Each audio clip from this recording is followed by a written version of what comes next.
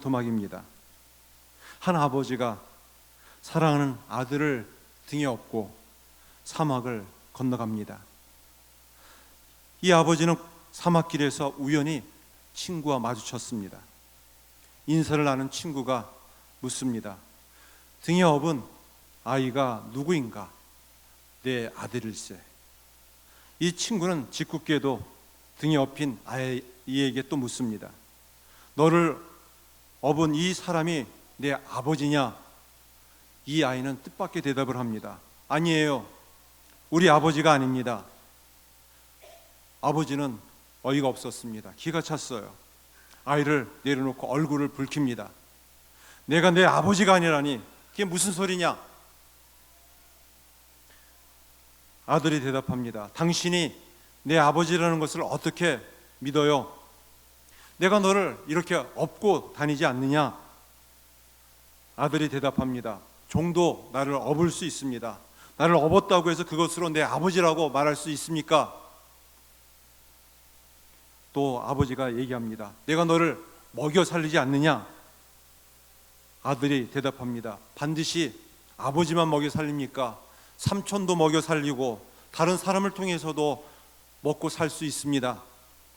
아버지는 너무 답답했어요. 누누이 설명하지만 아무 소용이 없었습니다. 아이는 아버지라는 확실한 증거를 대라고 우기고 있습니다. 이것이 인생의 비극입니다. 이 세상의 모습입니다. 믿으려고 하지 않는데 아무리 많은 증거를 된다 할지라도 무슨 소용이 있겠습니까? 세상은 아무것도 믿을 수 없다. 불신의 시대에 살아가고 있습니다. 이 불신의 시대 속에서 우리가 하나님을 믿고 또 하나님을 따르고 살아가고 있어요. 우리가 어떻게 하나님을 믿을 수 있겠습니까? 어떻게 하나님을 믿을 수 있겠습니까? 믿지 않으려고 하는 이 세상 속에서 어떤 증거를 내세워도 사람들은 하나님을 믿지 않아요. 어떻게 하나님을 믿을 수 있습니까?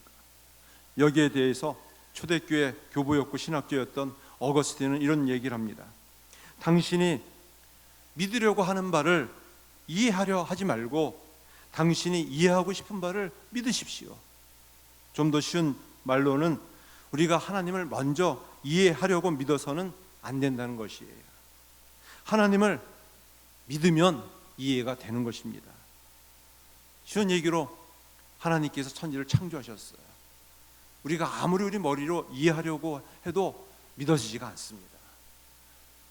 믿으면은 하나님의 천지 창조가 받아들여지게 되어지고 이해가 되어집니다. 이것이 신앙과 과학이 갖고 있는 접근법, 공식이 차원이 다른 것이에요. 과학은 일단 알고 이해하고 믿습니다.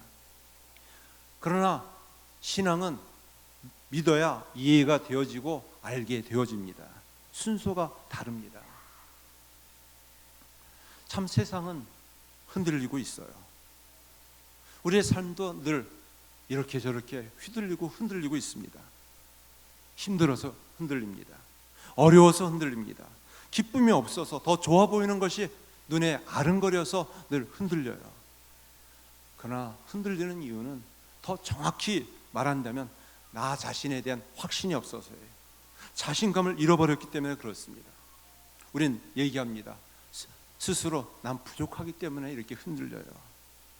부족하지 않은 사람이 이 세상에 어디 있겠습니까? 다 허물이 많고 부족한 사람들입니다. 지금까지 힘들지 않은 세상과 세대가 어디 있었습니까? 지금까지 늘 힘들고 어려운 세상에 살고 있어요. 그러나 요즘은 더욱 힘들다고 얘기합니다. 또 앞으로 다들 힘들어질 것이라고 불안해하고 있어요. 염려하고 있습니다. 하나님을 믿는 우리들은 어떻게 해야 할까요? 흔들리면 믿음을 가지고 이 흔들리는 세상에서 살아가야만 합니다. 어떤 흔들림이 우리 삶에 다가옵니다. 우리는 더욱 영적으로 강인해져야 돼요. 그래야지만 견디고 이길 수 있습니다. 우리가 믿음을 가지고 살지만 믿음이 버거울 때가 있어요. 믿음대로 사는 것이 힘겨울 때가 있습니다. 그럴 때마다 우리는 믿음이 내 삶에 무거운 짐이 되지 않고 새로운 힘이 되기 위해서는 스스로 믿음을 검증해 보아야 돼요. 저울질 해보아야만 합니다. 믿음이 짐이 되는 것 같지만 어느 한순간에는 그 믿음이 우리의 모든 삶의 짐을 풀어줍니다. 자유하게 해줘요. 흔들리는 세상에서 흔들리지 않는 삶을 사는 비결이 있습니다. 먼저는 우리의 마음을 잘 관리하는 일이에요. 신앙생활은 무엇인가? 바로 마음을 잘 지키는 일입니다. 신앙의 기본 토대는 바로 마음 관리예요. 마음 관리. 우리의 생각을 잘 우리가 다스리는 것입니다. 우리는 우리의 생각, 우리 마음이 갈대처럼 흔들 때가 많아요. 또 촛불처럼 늘 바람에 의해서 흔들릴 때가 많습니다. 우리 마음을 잘 관리하고 지키지 않으면은 모든 수고가 헛수고가 될 때가 있습니다. 그래서 신앙생활의 첫걸음, 이 중심이 마음을 잘 관리하고 지키는 일입니다. 감리교 창시자 웨슬레는 그 어머니가 참 훌륭한 믿음의 어머니였어요. 믿음의 어머니가 이 자녀들을 잘 훌륭하게 키웠습니다. 수산나 웨슬레는 자녀들이 19명이 나왔어요.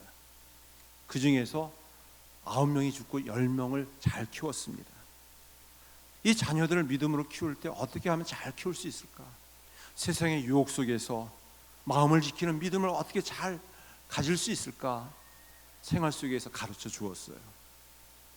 그 중에 대표적인 한 예를 들고 있습니다. 다 탄 숯을 안고 가라, 이렇게 종종 아이들에게 명령했대요. 그 숯은 다 탔기 때문에 불에 댈 우려가 없습니다. 화상이 될 우려가 없습니다. 이 숯은 뜨겁지 않단다, 될 염려가 없단다, 그냥 안고 가라. 내 아이들이 반발하기 시작했대요. 그러면 손이 더러워지고 옷이 더러워지지 않아요, 이렇게 대답했다고 해요. 수산나 웨슬레는 바로 우리에게는 그런 주의력이 필요하단다. 우리는 살다 보면 치명적인 불에 되어서 화상을 입지는 않지만 우리가 주의하지 않으면은 우리 손이 더러워지고 우리 가슴이, 우리 마음이 더러워질 때가 많이 있단다. 사람은 인생을 후회하고 실패하는 이유는 큰 잘못 때문에 실수하고 후회하는 일이 아닙니다. 작은 일 때문에 실수할 때가 많아요. 그리고 작은 일이 어디에서 비롯되는가? 자신의 마음을 잘 관리하지 못할 때 그러합니다. 마음이 상해 있거나 갑자기 충동적인 욕구가 있을 때 그만 실수할 때가 있어요. 매우 가난한 집에서 자란 한 아이가 큰 꿈이 있었어요. 그 큰 꿈은 다른 것이 아니라 늘 단칸방에서, 월세방에서 살다 보니까 좀 큰 아파트에 사는 꿈이었어요. 하나님께서 기적적으로 역사해 주셔가지고 이 아이의 꿈이 이루어지게 되었어요. 그가 원하는 큰 아파트에 살게 되었습니다. 실제로는 아파트의 주인은 본인들이 아니라 많은 돈을 대출한 은행이었어요. 그래도 일단 큰 아파트에 들어가서 살다 보니까 너무너무 좋았어요. 한동안은 구름 위에 걸어 다니는 것처럼 그렇게 좋았습니다. 그런데 한 달, 두 달 살다 보니 아파트도 그냥 사는 집이 되고 말았어요. 이전에 단칸방, 월세방하고 사는 것과 별반 다르지 않았습니다. 실제로 사람은 어떤 물건을 소유하면 그때는 모든 것을 다 가진 것처럼 행복해요. 기뻐요. 그러나 그것이 영원히 지속되지 않습니다. 이 아이가 그것을 깨달았어요. 사람의 마음은 그렇게 쉽게 변합니다. 자기가 원하는 꿈을 이루었지만 그 꿈이 이루어지면 좀 허무한 것이에요. 세상에 있는 어떤 것도 영원하지 않습니다. 우리의 마음을 그렇게 영원히 채울 만큼 행복을 가져다 주지 않습니다. 소망이 이루어지는 그 순간에만 잠시 좋을 뿐입니다. 우리 마음을 하나님의 은혜로, 하나님의 말씀으로 채우지 않으면 그것은 다 사라질 뿐이에요. 그건 잠시 있다가 사라질 안개와 같습니다. 그러기에 우리 마음을 하나님의 생각으로, 하나님의 좋은 생각으로, 하나님의 말씀으로 채워야지만이 우리가 기쁘게 은혜롭게 행복하게 살 수가 있어요. 그래서 무엇보다 이 더러운 마음, 죄악된 마음, 우리 눈으로 보는 것, 귀로 듣는 것을 주의해야만 합니다. 그것이 우리 마음을 다스리고 우리의 마음을 지배하기 때문에 그래요. 그래서 우리가 하나님 앞에 예배드리고 말씀을 듣고 기도하는 일들은 우리가 우리의 마음과 생각을 정화시키는 일이에요. 하나님 앞에 우리의 마음과 생각을 붙잡아 놓는 일입니다. 그래야지만 이 어려움 가운데에서 믿음으로 승리할 수 있습니다. 두 번째는 믿음으로 살아가는 것이에요. D.L. 무디는 이 믿음이란 무엇인가에 대해서 인간의 지식을 하나님 앞에서 포기하는 것이다 라고 말했어요. 우리가 갖고 있는 경험, 우리가 갖고 있는 지식, 우리가 갖고 있는 이 가능성들을 하나님 앞에 내려놓고 하나님 앞에 의지하는 것, 이것이 신앙생활이에요. 이것이 믿음이에요. 우리가 2절에 나온 것도 하나님을 향한 믿음을 갖기 위해서예요. 내가 갖고 있는 지식, 내가 갖고 있는 경험, 내가 갖고 있는 이 잠재적인 가능성들을 내려놓고 하나님을 의지하기 위해서입니다. 어느 동네에 큰 믿음을 가진 여인이 있었어요. 그분은 혼자 살면서도 많은 시련, 어려움, 역경들을 이겼어요. 그래서 주변 동네 사람들에게 많은 칭찬과 인정을 받았어요. 옆에 있었던 한 동네 이웃 아줌마가 믿음이 큰 여인에게 찾아왔어요. 당신이 그런 큰 믿음을 어떻게 가질 수 있었습니까? 이렇게 물었어요. 여인은 말하기를, 아니요, 저는 작은 믿음밖에 없습니다. 다만 이 적은 믿음을 가지고 큰 하나님을 믿고 살다 보니까 하나님께서 큰 믿음으로 나를 인도해 주셨습니다. 네, 하나님은 큰 믿음, 작은 믿음을 따지지 않습니다. 참된 믿음인가를 중요하게 여겨요. 작은 겨자씨와 같은 작은 믿음만 있다 할지라도 전능하신 큰 하나님께서 그 믿음을 통해서 역사해 주십니다. 믿음의 반대말은 무엇일까요? 네, 두려움이에요. 두려움. 우린 자동차를 운전하다가 긴장할 때가 있어요. 혹시 사고 나지 않을까, 이런 두려움에 휩싸이게 되면 진짜 두려워요. 또 끔찍한 사고를 당하기도 합니다. 그러나 내가 이 자동차를 운전하면서 이 긴장을 좀 늦추고, 이 자동차가 안전하기 때문에 내가 잘 운전만 하면 안전운행할 수 있다, 마음이 편안해지면 그 두려움을 극복할 수 있습니다. 우리도 마찬가지예요. 우리 인생에 많은 두려움이 있습니다. 그런 두려움 가운데서 얼마나 우리를 지키시고 인도하신 하나님을 신뢰하는가, 두려움을 극복할 수 있는 비결이에요. 그래서 성경에서는 사랑하라, 겸손하라, 이런 말보다도 더 많이 언급하는 말이 두려워하지 말라라는 말이에요. 그래서 몇 번이나 두려워하지 말라고 언급하고 있냐면 366번입니다. 어느 한 목사님은 왜 365번이 아니라 66번을 언급하고 있느냐, 윤달이 껴있기 때문에 매일매일마다 두려워하지 않기 위해서는 하나님을 신뢰해야 되기 때문에 그러하다라고 얘기하고 있어요. 믿음 생활, 내가 믿음을 가지고 있으면 어떤 두려움도 이길 수가 있어요. 반면에 믿음이 줄어들면 자꾸는 모든 것들이 불안하고 걱정이 많아요. 두려워요.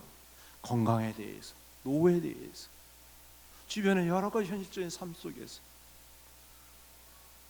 우리 모두가 믿음을 가지고 두려움을 이기는 주의 백성들 되어지기를 간절히 축원합니다. 마지막으로는 주 안에 거하는 일이에요. 늘 세상은 요동하고 흔들지만 흔들리지 않는 삶을 사는 비결은 다른 데 있지 않습니다. 오늘 본문은 우리에게 말씀하고 있습니다. 그러므로 나의 사랑하고 사모하는 형제들, 나의 기쁘며 면류관인 사랑하는 자들아, 이와 같이 주 안에 서라. 그러므로 나의 사랑하고 사모하는 형제들, 나의 기쁘며 면류관인 사랑하는 자들아, 이와 같이 주 안에 서라. 지금 바울은 이 본문을 기록할 때에는 감옥에 갇히고 있었어요. 빌립보 성도들은 지도자가 없었기 때문에 불안했어요. 또 외부적으로 많은 핍박이 있었고 내부적으로는 싸움과 다툼과 분쟁 속에서 이 믿음으로 살기가 너무 어려웠어요. 흔들리는 믿음을 가지고 있었습니다. 흔들리는 세상에서 흔들리지 않는 믿음을 갖기 위해서는 어떠해야 하는가? 주 안에 서야만 합니다. 그래서 서라, 이 말은 어떤 말이냐 하면 군대 용어예요.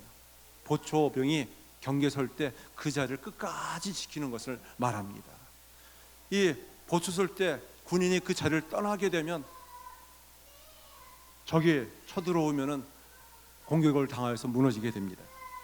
그래서 그 자리를 잘 지키는 것, 믿음의 자리, 은혜의 자리를 잘 지키는 것이 주 안에 굳게 서는 일이에요.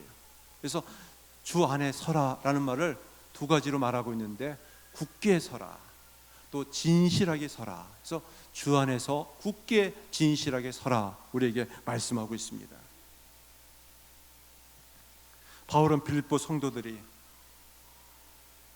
믿음이 흔들리고 있을 때 어떠해야 되는가? 주 안에 굳게 진실하게 서야만 합니다 라고 권하고 있습니다. 여러 가지 시험을 당할 때 흔들릴 때가 많이 있지만 우리가 주 안에서 굳게 서야만 합니다. 주님을 생각하고 주님을 바라볼 때 우리는 굳게 설 수가 있어요. 예수님께서 친히 우리에게 말씀하셨습니다.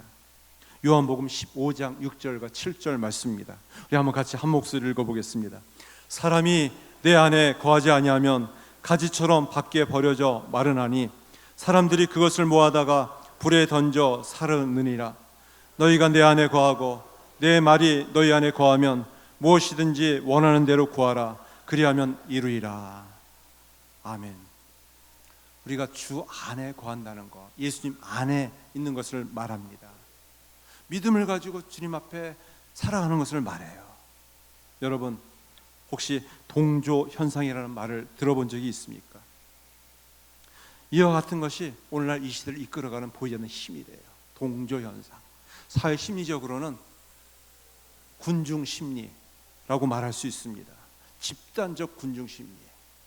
그러니까 이 세상이 끌려가는 힘이 너무 강력하기 때문에 그냥 끌려가는 것이에요. 그것이 좋든 싫든 그렇게 살 수밖에 없기 때문에 이 동조 현상이 이 자연 현상뿐 아니라 이 세상을 보이지 않는 끄는 힘이라고 말합니다. 이것은 영적인 원리도 마찬가지예요. 여러분들의 삶을 누가 끌고 가고 있습니까? 세상이 너무 강력하기 때문에 세상의 방식, 세상의 풍조, 집단적인 사회 현상에 의해서 그냥 마지못해 끌려가고 있습니까? 아니면 하나님에 의해서 끌려가고 있습니까? 성경에서는 우리 인간의 가장 중요한 그런 동조 현상이 있는데, 하나님과 함께 우리 인생을 끌고 가게 하여 주십니다. 하나님과 함께 끌려가는 인생은 어떤 인생인가? 우리의 시선을 항상 하나님께 맞추는 것이에요. 주님께 맞추는 것이에요. 여러분, 라디오를 틀 때 주파수를 맞춰야지만 그 명확한 소리를 듣는 것처럼 우리가 주님께 늘 시선을 고정하고 초점을 맞추고 우리가 주님을 바라볼 때 주 안에, 내가 주 안에 있음으로 모든 역경과 어려움들을 이겨나갈 수 있습니다.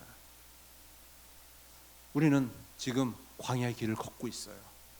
이 광야가 메마른 땅이고 삭막한 땅이지만 이 길이 축복의 가나안 땅이 될 수 있고 또 삭막하고 황량한 이 거친 사막이 될 수 있습니다. 우리는 광야에서 살지만 가나안의 축복을 가지고 누리며 사는 사람이 있는가 하면 가나안 땅에 들어가서도 또 사막과 같은 척박하고 황량한 삶을 살아가는 사람이 있어요. 예수님을 믿어도 겨우 믿는 사람이 있습니다. 믿는 척하는 사람이 있습니다. 지옥 가기는 싫기 때문에 그 지옥 가기 싫은 그 믿음만 가지고 겨우 근근히 살아가고 있어요. 그래서 늘 두려움이 많아요. 불안해요. 초조해요. 그렇지만 믿음을 가지고 이 힘들고 어려운 세상이지만 가나안의 축복을 누리며 살아가는 사람이 있습니다. 우리의 삶에 믿음의 태도가 달라져야만 합니다. 하나님께서 우리에게 말씀하셔서 항상 기뻐하라, 쉬지 말고 기도하라, 범사에 감사하라. 이는 그리스도 예수 안에서 너희를 향하신 하나님의 뜻이라고 말씀하고 있습니다. 신앙생활은 기쁨의 신앙생활이에요. 신앙생활은 감사의 신앙생활입니다. 우리가 기뻐하면 기쁨의 열매를 맺게 해주세요. 우리의 삶을 기쁨으로 이끌어 주세요. 어떤 가운데서 기쁨으로 충만하게 해주세요. 우리가 의지적으로 어려운 가운데 있지만 감사하면 하나님께 우리를 감사의 삶이 넘치도록, 흘러 넘치도록 우리에게 함께 해주세요. 그렇지만 불평하고 원망하고 늘 두려움 가운데 빠지다 보면은 또 두려움이 내 삶을 지배하고 다스릴 수밖에 없습니다. 사랑하는 성도 여러분, 여러분은 어떤 믿음의 태도를 가지고 하나님의 이끄심 속에 살기를 원하십니까? 말씀을 맺습니다. 우리 하나님께서 우리를 떠나지 아니하시고 함께 해주세요. 주 안에 굳게 진실하게 서라고 말씀합니다. 우리가 주님을 바라보면 아무리 거친 풍랑과 세찬 바람일지라도 믿음으로 그 무리를 걷게 해 주십니다. 예수님께서 그 손으로 우리를 붙잡아 주시기 때문입니다. 늘 주님을 바라며 의지하는 주의 백성들이 되어지길 간절히 축원합니다. 기도하겠습니다. 하나님 아버지, 세상은 요동하고 있습니다. 흔들지 않는 삶을 살게 하여 주시옵소서. 우리의 마음을 믿음으로 잘 다스리며 관리하게 하시고 우리 마음에 우리 생각에 늘 주님이 자정하여 주시어서 말씀을 부어주시고 하나님의 좋은 생각으로 기쁨과 감사로 흘러 넘칠 수 있게 하여 주시옵소서. 믿음으로 바라게 하시고 또 믿음으로 함께 하신 하나님의 선한 증거를 우리의 삶을 통해 나타내어 주시옵소서. 날마다 주님을 바라보며 주 안에 거하는 주의 백성 되게 하여 주시옵소서. 예수님의 이름으로 기도드렸나이다. 아멘. 다 같이 일어나셔서 찬송가 620장을 찬송하겠습니다.